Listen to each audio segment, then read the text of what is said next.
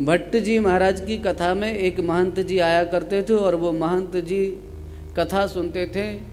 और भट्ट जी की कथा की ये विशेषता थी कि जो भी श्रोता वहाँ आता था उसकी आंखों से अविरल अश्रु प्रवाह बहता, सब भाव में ऐसे डूब जाते, सब रोते, पर महंत जी महाराज को कोई आंसू नहीं आता, एक भी आंसू उनको नहीं आता। किसी ने कुछ नहीं कहा उनसे, पर उनको अपने आप में लगा कि देखो सब भगवान के प्रेम में डूबते हैं, सबकी आंखों में आंसू आते हैं, सब रोते हैं, पर मैं ही ऐसा हूँ कि मैं रोता नहीं हूँ, मेरी आंखों से आंसू नहीं आते। तब उन महंत जी महाराज ने एक उपाय सोचा कि कल मैं कथा में जाऊंगा तो साथ में मिर्ची ले जाऊंगा। क्या करूंगा? कल कथा में जाऊंगा तो थोड़ी सी मिर्ची लेकर के जाऊंगा, लाल मिर्च लेकर के जाऊंगा। और वो दूसरे दिन कथा सुनने के लिए आए तो लाल मिर्च लेकर के आए।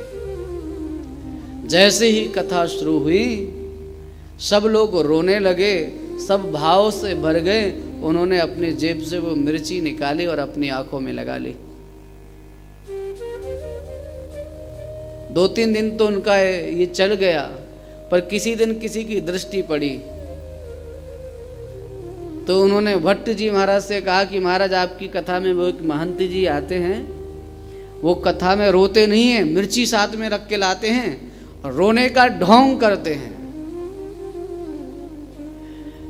भगवान की कथा में दिखावा करते हैं रोने का। भट्ट जी महाराज ने उस समय सभा में तो कुछ नहीं कहा, समझदारी दिखाई। सभा में किसी को लज्जित करना अच्छी बात नहीं है। कोई दूसरा व्यक्ति होता तो कहता देखो ये ढोंगी है, पर सभा में कुछ नहीं कहा भट्ट जी महाराज ने।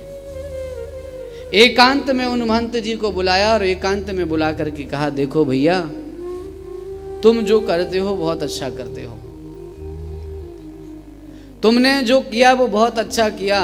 अरे तुम झूठा ही सही पर भगवान के लिए रोना तो चाहते हो, ये तो तुम्हारी इच्छा, मन में इच्छा है। दिखाने के लिए ही सही,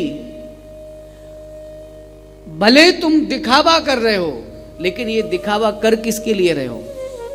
तुम्हारे मन में तो ये भावना है कि तुम्हारे आंसू आए, नहीं आते हैं, इसके लिए तुम मिर्च लेकर के आते हो।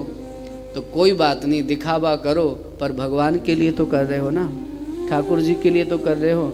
उनके लिए दिखावा करना भी अच्छी बात है।